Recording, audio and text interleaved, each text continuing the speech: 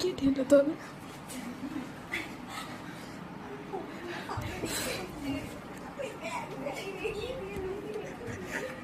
এগুলা কেউ দেখতে পাবে না, এগুলা কেউ দেখতে পাবে না।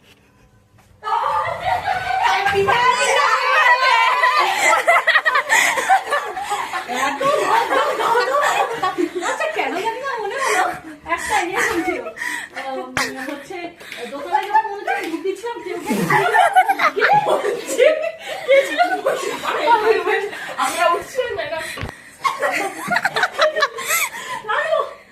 আমার মনে হয় আমি যখন চোখটা ঘুরে তখন দেখছি আর কেউ নেই। না মায়ের উপরে উঠলো, দরজা লক খুলছিলাম তখন দেখছি দরজাটা লক। আর এত তোরা ধপধপানি আমাকে বুঝলো আমাকে একবার বলতে এসেছিল, মানে আমাকে ডাকতে এসছে আর কি।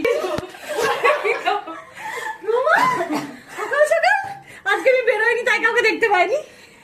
আমি যে মেসেজ করলাম তোর আজকে প্র্যাকটিস আসবি রে, কিছু বললি না।